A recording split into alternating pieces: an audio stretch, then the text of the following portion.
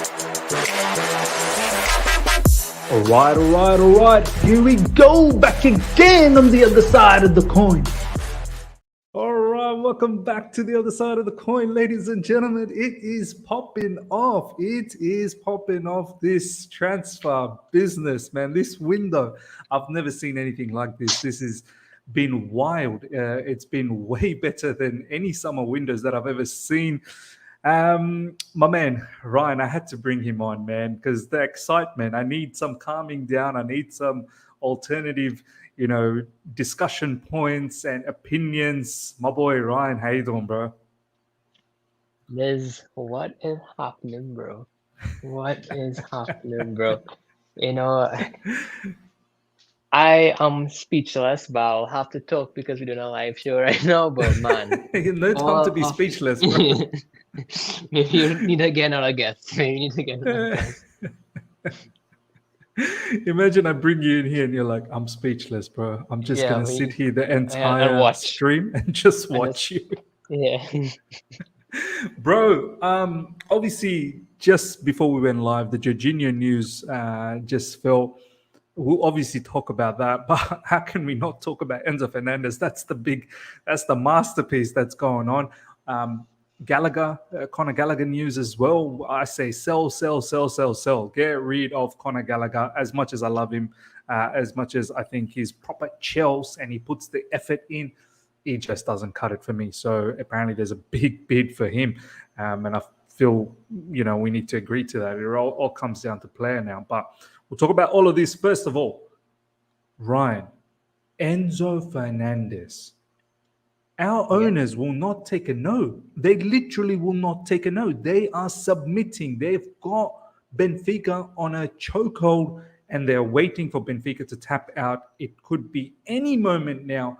Ryan, before we get into the nitty gritty of the details of this deal, firstly, before we talk about the player, which I'm sure you're going to give us some insight as well, how you must be proud of what these owners are doing, man. Like they've transformed the team in one window.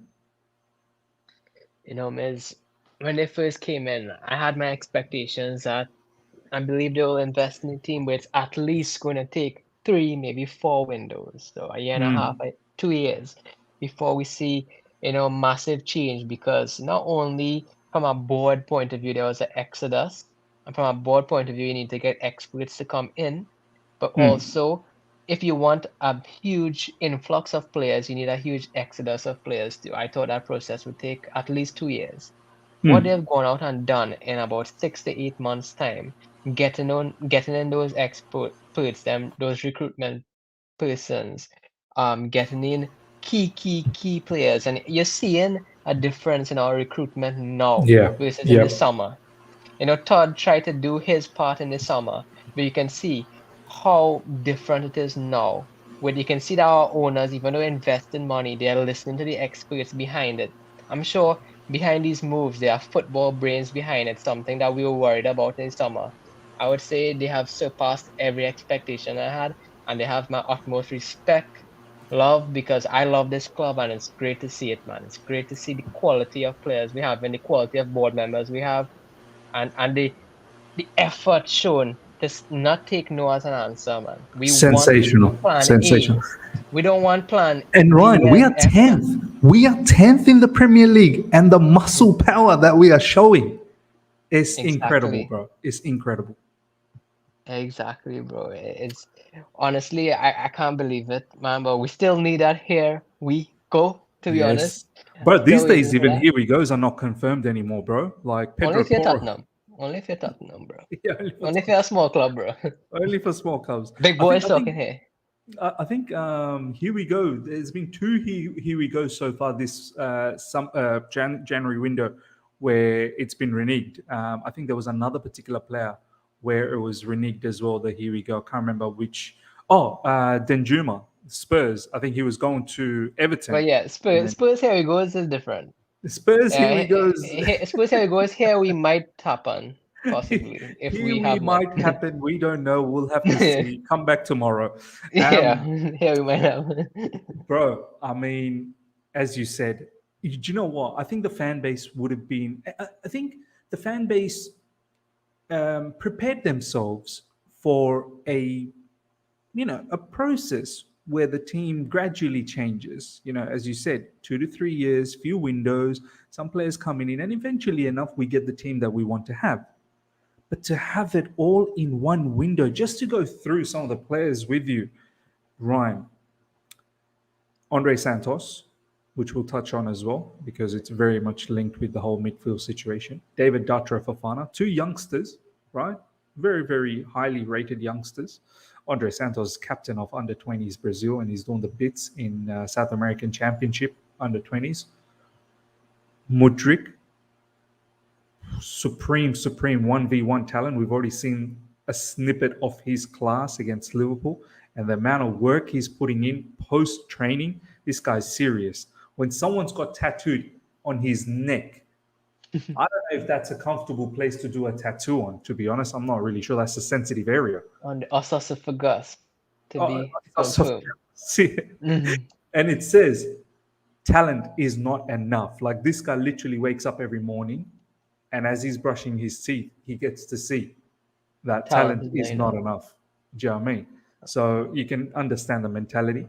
João Felix, we've already seen what a sensational, talent he is. Of course, that red card, it is what it is.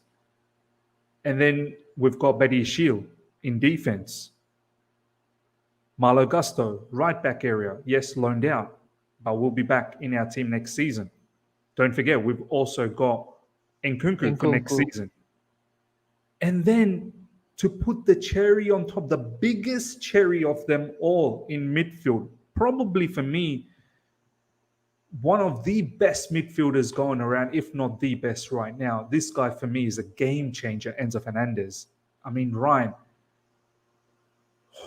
I'm getting goosebumps to think that this is the kind of business that we've done in January. Like, people say, oh, you can't get anything done in January. It's very difficult. Like, we've made a mockery of the January window. Ryan, Enzo Fernandez, bro, what does he mean to you, man? How do you feel about this player? I don't think I've ever got to ask you this. How does he transform us in midfield, from your opinion? I think that people going around with this question. By the way, Madueke as well. Forgot. I forget. There's just too many. People ask around, like, they name big midfielders like Bellingham, Enzo, Caicedo, etc. Which one you would rather, and which one you won't mind missing out on. Don't get me wrong; those three have world-class potential. But when I look at the landscape of football and midfielders, I feel as the profile of Enzo Fernandez is sort of a dying breed. Not only a dying breed, if not a dying breed, a very rare breed to scout, to get. Not only that you can scout or get him, but we know that he can do it at a high level. World Cup champion, elite mentality. And everybody talks about he can bring what Cesc we lost when we lost Cesc with those passes. But I see a player that's really tenacious defensively too, with those tackles. I think that he suits the Premier League, the intensity of it. He won't miss a step. He has that bulldog in him. You know what I mean? But not only that, I think that from a midfield perspective, tactically, since I'm carefree tactics, right? Tactically, I think that his tactical positioning from number 6 areas to number 10 areas, and his ability to impact the game from from 6 areas to number 8 areas, both in wide and central positions under pressure, is unbelievable. Yeah. Position-wise and passing-wise, right? From an attacking point of view. But he could also transition to number 10 areas and chip in with goals. He has a great long shot on him. Just a complete midfielder. He's a complete midfielder that tactically makes us flexible and gives us that creative spark from midfield we really, we really need. I just saw someone said just to know, Ryan, we are live. Just know, Ryan, we are live. I know. Yeah, but that's what I think, man. Tactically, he brings everything that we need from a creative point of view, but he also has a defensive point of view that just gives us so much options. Do you want to talk a little bit about this defense? I don't think many people are focusing on that. I've said it many times, and I want to hear what you have to say about this. I truly believe, Ryan, Enzo Fernandez can play as the deepest midfielder. And he's no mug. Like, he's Argentinian. Like, I've said it many times. He's got that dog in him, man. Have a look at what he did for Argentina in the World Cup, played as a deepest midfielder. McAllister's just ahead of him, and Rodrigo de Paul was more of a box-to-box. And he does the same thing for Benfica as well, plays as the deepest midfielder. But as you said, he knows to pick out the time, when to drive forward and when to sort of play as a deep lying playmaker. But off the ball as well, interceptions galore. He reads the game. He sees Yes. the game well ahead. He doesn't necessarily have to go in there and make those crunching tackles because he reads it well ahead. So he's there in the right position to take the ball away from you, intercept. And when it comes to ground jewels as well, I don't think he's some sort of weakling that can be pushed around. Like he's quite, he's small guy. He's got a bit of strength about him. He's not going to be pushed around. I think people underestimate that. Oh, he's not going to cut it. Pretty soon they're going to start seeing how much he's going to cut it at Chelsea Football Club, because that's what he's been doing all since he joined from River Plate. I believe even in River Plate he was playing as the deepest midfielder. So people are still banging on about, oh, nah, we need that destroyer type of a midfielder next to him. Yeah, okay, sure, we can get that, but don't underestimate, Enzo Fernandez's off the ball skill set. Would you agree? No, I definitely agree. I know you say you love him in a number. We could see him, not love him there, but could see him there. But I think that we need to give this player the freedom to impact the game from all three midfield positions, number 6, 8, and 10. We were talking about Frankie de Jong, and Yes. I think that he's off that same profile of player, how he could impact the game, but he has that bulldog, physical, interception, defensive nature to him too that I think Frankie doesn't have as much as. And I think that goes to show there's consistency in the profile that we're looking for in deep midfield. I think to show that we were willing to go all the way for Frankie if Frankie wanted to come. And then we're going all the way for okay, good. It's not taken now. Bro, we hold him ransom, bro. Like, Look at this, bro. Baghdad Iqbali. I don't think many people talk about this guy often enough. Iqbali ball at the bridge, bro. Bro, Iqbali needs to be recognized, bro. He does. He is not going to take a note. But have you ever seen this level of flex, man? He's literally going, like, I don't know whether he's going to Portugal or not. Maybe he is one of those The guys. Florentino Perez flex, bro. This guy is literally looking at Benfica and looking at Rui Costa and saying, "Well, I'm not here for a no. Pack up the bags for your guy. Are we taking him? You either take the money or we are shutting down your football club right now." Like, that's the attitude that's coming up from Iqbali. This is mad. We're going to go through some tweets, obviously, and talk more in details about Enzo Fernandez. Some latest things have dropped now. Chelsea now increasingly confident deal will be done for Enzo in the next few hours. Ryan, I am so excited, bro. Honestly, I can't believe, Ryan, this is happening. Think we're gonna get it here. We go today. I think we will, and we might have to come live again, bro. Today's a different thing for you because it's like morning by you. Yeah, no, I've already decided to call in sick today, so I'm going live later on again when we hear the here we go. You better be ready, Ryan, bro. We're coming live. We're gonna entertain the crowd. 410 live right now. Smash the like button. A midfielder could play a true ball at Chelsea. We've been waiting for those days. Ryan, what do you think about this, man? Breaking: Chelsea and Benfica close to agreeing 115 million pounds for Enzo Fernandez. I think the release clause was 105. And we've added another 10 on top just to get that payment structure. It looks like we might have got that. I think this is smart business. I've said it earlier on that the way to get what you want is you got to pay overs. You have to. In order for Benfica to understand your pain point, you're going to have to compensate for that, because Benfica has all this time have been holding on to, you have to pay the 105 million, which is the release clause, in one go. And obviously then we can't say anything about it because that's the release clause, then the man is yours. But Chelsea's standpoint is that we can't pay that up front, not because we don't have the money, it's because financial fair play will get in big trouble to sort out the books if we outlay that much money upfront. And don't forget, there's taxes involved as well. So we've asked for Benfica that, look, we're not going to give you the 105, but we're willing to give you more. Just give us a payment structure. Like, give us a bit of time to pay this off. What do you think about this strategy, Ryan, man? I think it's so smart, so smart. No, I think it's very smart too. I mean, whatever we're doing, we have to do it smartly. At the end of the day, Chelsea is the most important, the safeguarding of this club from FIFA regulations and whatnot.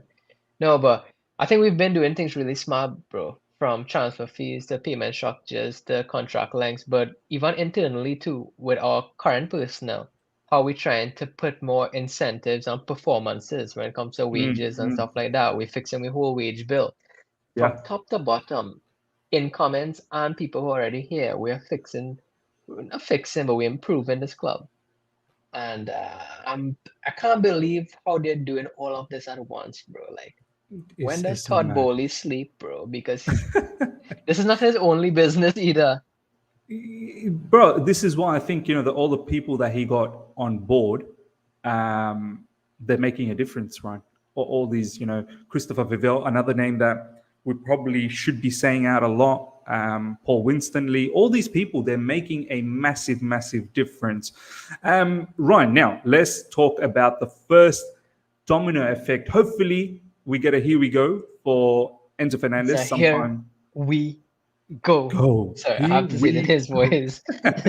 Here we go. Go. Oh man, Fabrizio Romano, bro. Wow, what a legend he is. Before we start, I love how Tottenham has Fabrizio reconsidering his phrase now. Like, if there's one club to ruin a man's phrase, it's I Tottenham know, huh? Hotspur, bro. Spurs are the one that's ruining his here we go. He might have to, whenever it's Spurs transaction, he might have to say here we might go. I don't know. Question Yeah, for mark. Tottenham. For Tottenham only. Ryan, obviously a player of Enzo Fernandez's quality, he's undoubtedly starting. There's no two ways about this. When you're outlaying that much money, this player will potentially start every single game and hopefully stays fit. That's number one thing. We need to look into our medical staff, man. We can't have any of these players getting injured. Some of these superstars. That's one thing. Second thing, Ryan, news have dropped in regards to Jorginho. There will be a massive shake-up now. It's quite inevitable. Jorginho already was finding it a little bit difficult to start games in recent times with Zakaria's introduction as well. Obviously, Zakaria now injured. We'll talk about different combination permutations that we can have in midfield. But Jorginho from Fabrizio Romano, Arsenal have made an approach for Jorginho. Chelsea asking for an important fee. Before I go to you, look, me personally, I know it sounds quite strange. Why are we giving him to Arsenal? He's their rival. I don't even think they are rivals. They're competing for the Premier League title. We're not anywhere near Premier League title. I don't know whether the demand for Jorginho is that much in January window when knowing that he could be free in 4 or 5 months' time. If we get an offer and a decent enough offer, somewhere around £20 million, let's just say, I say we cash in, man. I say we cash in, start balancing out the books a little bit. Obviously, we'll touch on the Conor Gallagher situation as well. A nice bit of money hopefully will come from him. I've got no issues on losing out on Jorginho. Thoughts on that? I think the tough one for me, because I think that when it comes down to profile-wise, I always say that I believe, how you say you see Enzo as someone who could fit into that 6 role. I see Kovacic with the qualities being able to tactically fit in that 6 role. So if we were to let go of Jorginho, the only alternative we have for that 6 role is Kovacic. Yeah. And whilst we know Kovacic's dribbling and freedom to dribble is one of his best attributes, I still feel with his end product in the final third or the second third or whatever, it's still not good enough to impact the game as much as we need him to. Need our midfielder to there, as opposed to what Enzo would do, right? So I feel like if we were to let go of Jorginho, I would like to see Kovacic in taken up that, what he left. But at Yeah. the end of the day, I still don't think that out of all our midfielders, we definitely need to cash in on Jorginho now. I feel like there's Yes, or else Gallagher he's we going to could be for cash in free. on. Do you know what I mean? Yeah, well, no, but we could do it for free. Yeah, but 20 million, he's leaving in 6 months' time, is it? Or 1.5 years he Yeah, has in the no, club? no. Still, like literally, his contract is finishing in about 5 months' time. Yeah, so I don't So, think we would get 20 million at all. Probably about 10, 12 million or so. but I don't hey, think. Arsenal's apparently desperate though, Ryan, because they're not chasing after I, I just Caicedo anymore.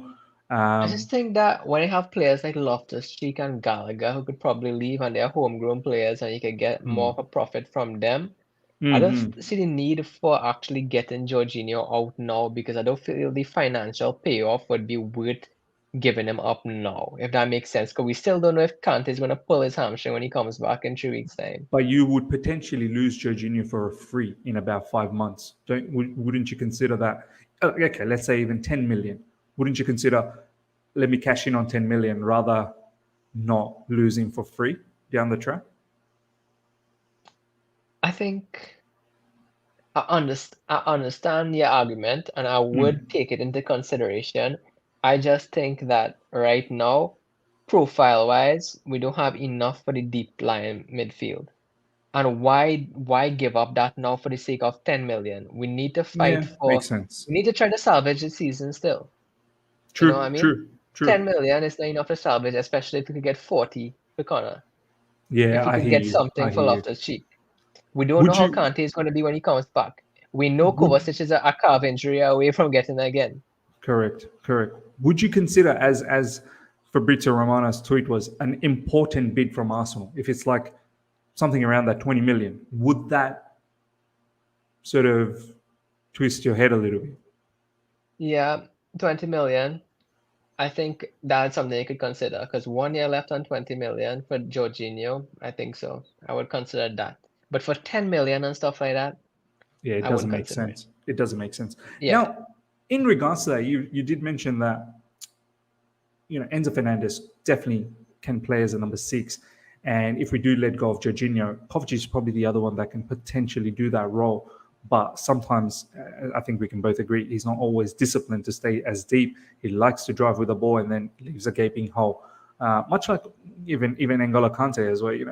Can't play as a sitter, even though he's got the characteristics to perhaps be a very strong sitter, but he just doesn't have that discipline and just chases after the ball. That's just in his nature to chase after the ball. Kovacic is different. It's not like he chases after the ball. It's when he gets the ball, he seems to drive with the ball, and then if something goes wrong, then the defense is left behind. Whereas Enzo just knows when to drive, when not to drive. He just reads the game, in my personal opinion, a lot better. Another name that's getting thrown around, Ryan, is Andre Santos, the youngster that we have.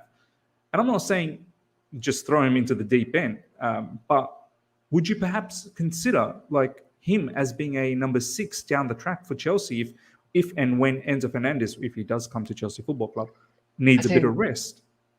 I think a number six in the Premier League is such a difficult role to understand. It's how much 18 years old Yeah, he's 18. Yep. to throw him into that deep end. I still feel Andre Santos is a player who's still finding himself in the midfield region. And I think he would still be better suited towards being a, a midfielder who could roam. I think instead of being a disciplined number six only. So I would think that Santos might end up getting loaned out, to be honest with you, soon enough. Because Yep. very young, a whole set of potential. Apparently, we But offered hit him us. to Benfica, by the way, Ryan. That's how serious we But are. Miss, hear this though. Yeah. Hear this. I know you laugh at me and what stuff with my predictions, but I'm gonna go out on record saying Oh this. You know why? no, people, you need to hear what Ryan's about to say. He's about to say something mad, ladies and gentlemen. Hear this out. Listen, on the ninth hour, transfer deadline day, breaking news. Chelsea has agreed a 75 million fee for Caicedo. Come on now. After 1 day after the here we go from Enzo. Oh my God. And I think if we let Jorginho go, That is a bigger possibility, man. Listen, Do that's you just really me. think the big bad Bowley could potentially Think get about it. Enzo and Caicedo? You get 15 million for Georgie. You get 40 million for Connor. Get Why rid of not? Ruben Loftus-Cheek as well, bro. While you're at it. And we go and get Caicedo. Caicedo missed training for this. And then Arsenal doesn't want to pay up. There's only one club who could pay up. And then Brighton will start thinking to themselves, shit, like everybody pull out. Should we have done Everybody this? pull out. What's going on? And Maybe then Brighton we then done chase us. yeah, and then Brighton opened it, bro. Let me tell you, bro. Enzo and Caicedo, Todd Bowley. You know, You Brighton heard it got here themselves a first. midfielder. My source is ketchup, but don't worry about that. We have faith, right? My source. You know what, ladies and gentlemen, nearly 600 of you guys are live. Let me share something with you guys because obviously I speak to Ryan a lot, WhatsApp, phone calls, everything. Right? He's a proper mate of mine. To be honest, like a young brother to me, man. He's So the he's same going to say age as my proper younger chills. brother. He's going to Proper see the chills. proper chills. Do you know what? All this time before Enzo's news sort of rematerialized again, my man Ryan was consistently telling me on WhatsApp, I think we're gonna get Enzo, you know. I think When we're gonna everything was go back. dead. And I kept on saying that, nah, bro, I think it's finished, bro. Like, did you not see? Did you not see? Did you not see? Let me show you. Let me show you guys. Let me show you guys. Let me show you guys this. Did you not see? Did you not see what my man did like a few days ago? Did you not see that? Look at this. Look what he's trying to say. He's saying goodbye, obviously, to the Benfica fans, but yeah. Off the back of that, I told my man Ryan that, nah, bro, how's he gonna renege on that, man? That's mad. But Ryan, all this time, he was saying, I think we're gonna go back. So now you're hearing for the first time here that potentially we could go for Caicedo as well. This is what Ryan. But do you know what, Ryan? Mr. Ryan, bro. My source Ryan, is faith in God, bro. That's my source. honestly, do you know how mad that would be, Enzo and Caicedo in the midfield? Like, it's potentially world-class level midfield. Yeah. Do you know what I mean? I still have Kovacic there in the fold too. Kante to come back from injury. Kante to come back. Second half of the season. Bloody hell. We're going for a title charge. You remember that Andy Tate video for a long time from Man U TV? Bro, honestly though, here's a side question for you. What is your expectation from here on in? Like, hopefully we get Enzo Fernandez done. This is the question that's getting touted around on everyone's mouth at the moment. After the window is over, hopefully we get Enzo Fernandez. Realistically, my realistic view is trying to annihilate UCL. I think we should be really gunning for UCL and come as close as possible to top four. I mean, would that be your expectation? Is Felix allowed to play UCL first? Or did he play for Athletic? We can register 3 players. So even if we they can already played? Yeah, that doesn't matter anymore. That doesn't matter anymore. Okay. But this is a bit of a decision though, Ryan. We can only register 3 new players. So who would your 3 new players be, by the way? Modric, Felix, Enzo. And Enzo. So Buddy Shield, you're not going to register. Obviously, Madueke, you won't register. I think we can do without that. But those 3, you're right. Felix, Modric, and Enzo, they would have to be the ones, we get back right? Fofana, so we wouldn't miss Buddy Shield too much. Yes. So yeah, what's the realistic expectation for you, Ryan, after the post the transfer window? My realistic expectation is this. Todd Bowley is investing nearly $1 billion into Chelsea. Oof. Let me tell you something. I don't think Todd has any affiliation to the 80 million that was spent on Havertz, the 100 million that was spent on Lukaku. You know how easy he decided to let go on Lukaku? That's how easy you let go someone when it's not your money. But when it is your money, trust me, on these 8-year contracts, Todd isn't going to be spending these monies and signing 8 people next summer too, and then 8 people next January. He wants these players to be getting the best out of now. Yeah. I think forget about UCL pushing for this top 4, even though I think we should try to win every game we could now because we have a squad to do it. But I think the onus is on the manager now. Because if you don't get if you don't get the best out of this $1 billion investment, they will You're done. spend that 30 million payout on you and get somebody who will. It's clear as daylight, right, Ryan? I mean, if from This is here on in, this is their like, money now, bro, their investment. Potter cannot have the same run prior to the window, which was 10, 10 games, 2 wins. He can't have that run after the window. Sorry. No, no, and I think that there needs to be signs. I think it needs to show that if Potter needs to show that he could listen. We could say that Potter is given every single opportunity here to do well at Chelsea, but I think like Mike Tyson have this quote, God gives you everything you want to see if you can handle it. I think that's a kind of way of in Potter. He has some big names who's already in the squad, and then he's have big names entering the squad. How is a manager like Graham Potter with no prior experience with a big club, with big names, with big personalities, with big egos, with big contracts? How is he going to handle that? That's something I want to see. How is he going to say Mason Mount, you're not going to play this game? How is he going to say Havertz, you're not going to play this game? How is he going to say Sterling, we just bought you, but we have somebody else on the right now? That is a challenge that's going to come in. And how he's going to say that to those three players and still get the best out of those three players so that they could come back in 2 weeks' time and prove that Mason Mount needs to start. Havertz need to start. Because it's one thing to drop players, and the next thing to drop them and have them rebound and be better than before they were dropped. And that's what world-class managers do. Yeah. So it's about keeping this big squad happy now. Not only getting them to perform, but keeping this big squad happy. This is going to be And don't forget, Ryan, and don't forget, some of these journalists out there, they're waiting. They're waiting for this situation where there's a little bit of chaos that they can talk about. You remember the last time Mount was dropped, the angry eyes on Thomas Tuchel. I mean, let's talk a little bit about this before we go on to the Conor Gallagher situation, Ryan. I find it difficult where Mount starts now. If you think about the team, when everyone is back from suspension, this, that, the other, transfer window closes, you got Enzo Fernandez in the middle of midfield, potentially probably being a pivot.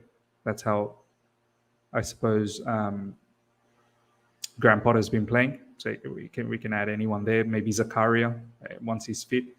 Up front, you can have Mudryk on the left. You can have probably Sterling on the right. Just behind the striker, you can have João Felix. You can still have Havertz if you want to continue in that manner. I don't see where Mount really fits in. He'll have to start from the bench, yeah? I think so. It depends on what formation you're going to use now. If you're going to use a midfield 3, he could still get in. But if you're going to use a 4-2-3-1, I don't think he could. That makes sense? That does make sense. If it's a 4-3-3, who's missing out? Like, who's your 3 up front?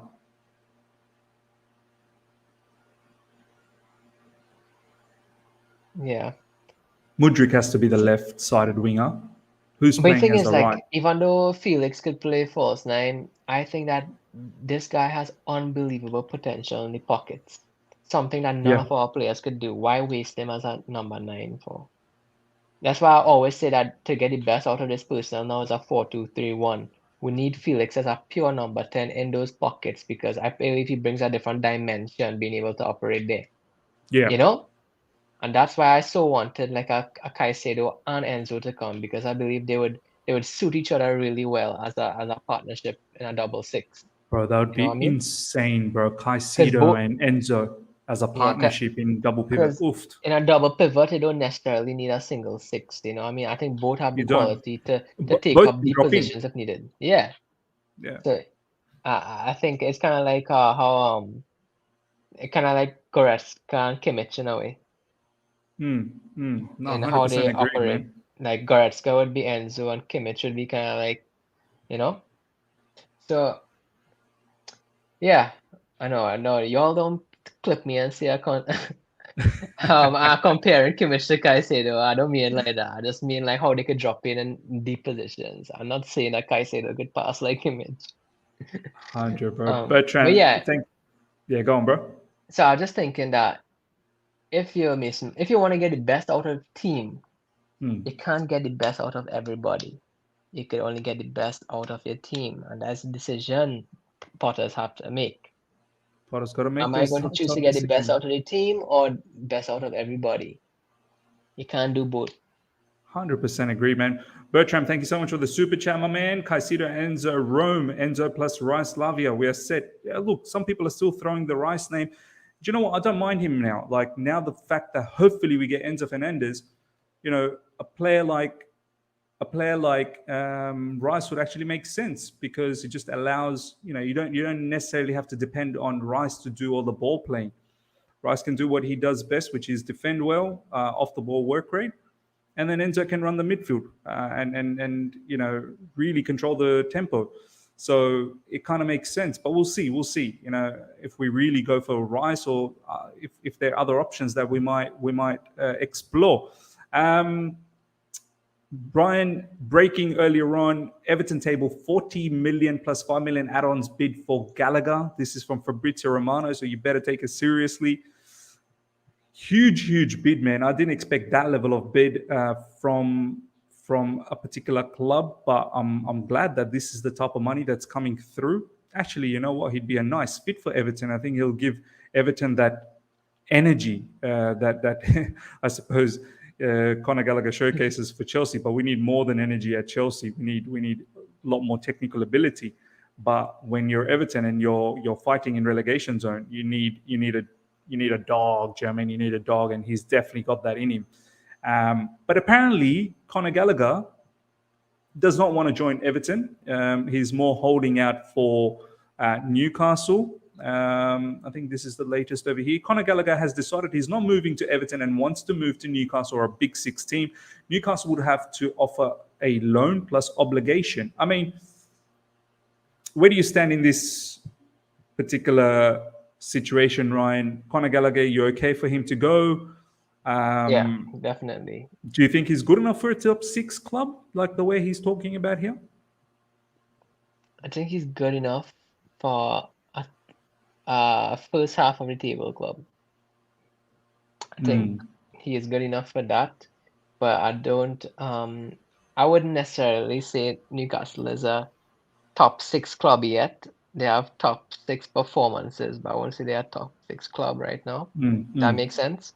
So yeah, I Absolutely. could see him going to Newcastle. I don't think Everton would be the right choice for him. I think Everton is still going to get relegated. I don't know if Sean That's Dyche. mad, huh? How mad does that sound? Everton to get relegated. Yeah, and I still think like Sean Dyche's football is not going to suit Connor. It's 4-4-2, guys. Where's Connor going to play there? So maybe right midfield, who knows? But I think that okay, I'm not thinking about Connor now. I think about Chelsea. If he agrees to go, I would definitely. I think 40 million is a really good price for him. That's a mad price, bro. That's a really good price. You're right.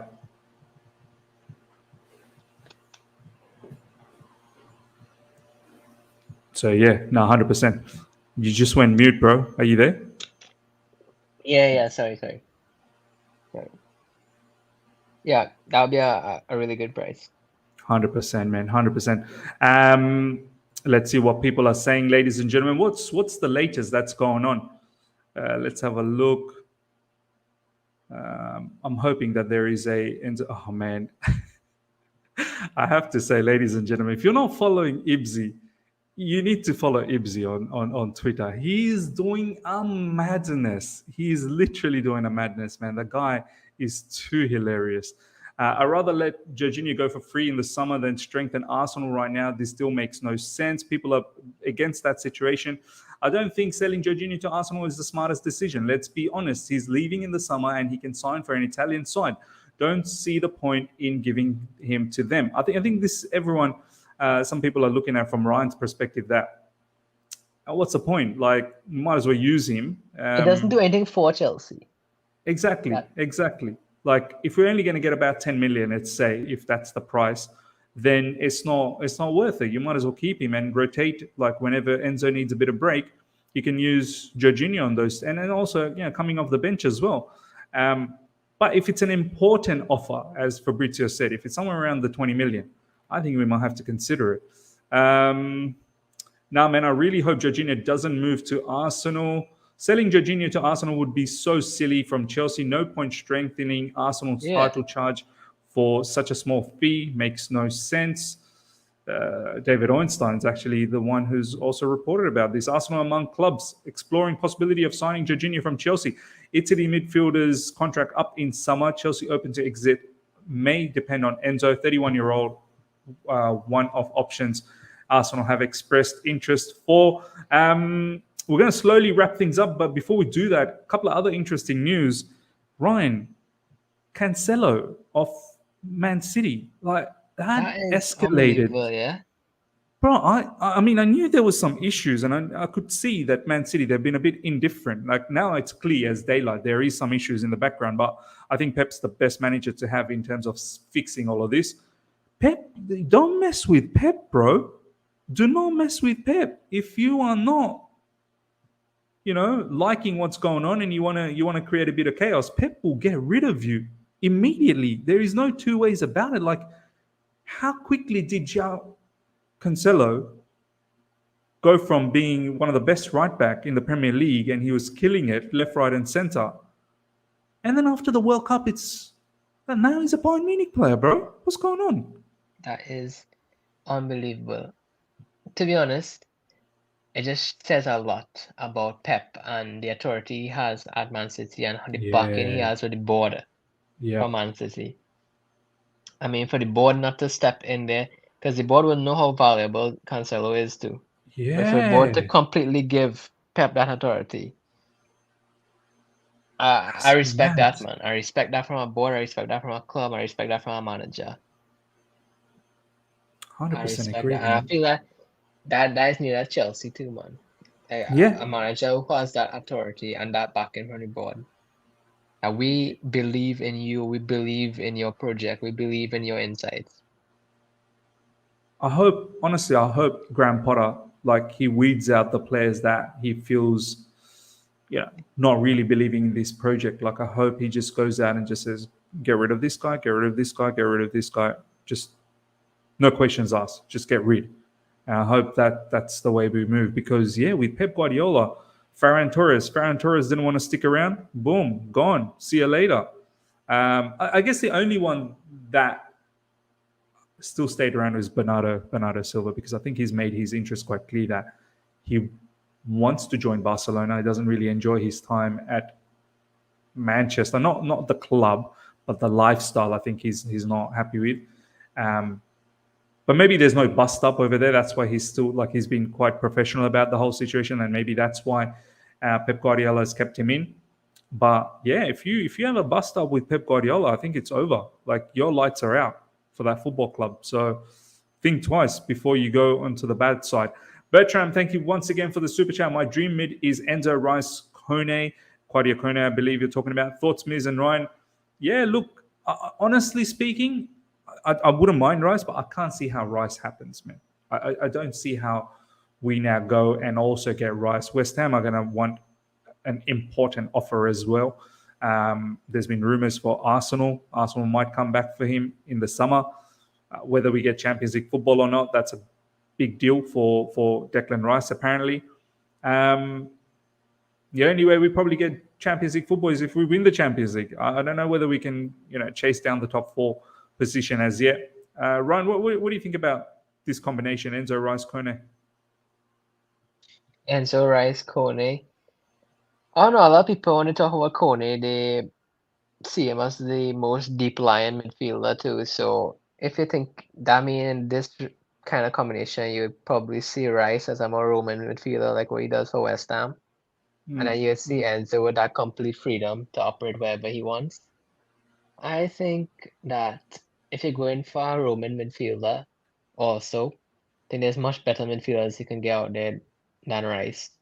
You understand? I think that if you're going to get a Roman number 8, there's much better box-to-box players you could probably get. So, Agreed. and then a lot of 100% people agree. say, "Oh, we could get Rice as a sitter," but when the last time Rice played as a sitter?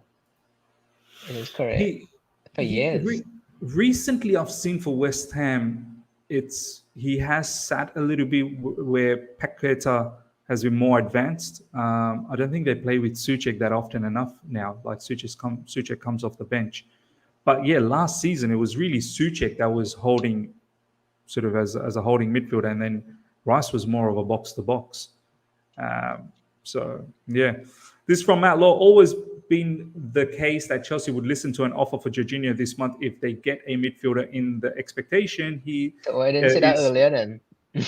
Yeah, exactly. He If will it leave. always been Yeah, the just case. why haven't been talking about it? It's tomorrow or end of the season, so it would be wise to get some money. Arsenal would make a lot of sense. Interesting, very interesting. All right, well, It's always ladies been and the case, but we just gonna mention it now as somebody else said it. we're gonna wrap things up, ladies and gentlemen. As I said, look out for it. We may even come live again if something goes Look down. out So for the here here we we go. go. Smash the like button, ladies and gentlemen. Make sure you follow Ryan on Twitter. The link is in the description. Make sure you do that. He's back and he's banging again in Twitter. So make sure you follow him there. And we're very close to 20,000 subscribers. So let's get there today. Hopefully we get the Here We Go for Enzo Fernandez and a Here We Go for 20,000 subscribers. Until next time, everyone. Take care. See ya.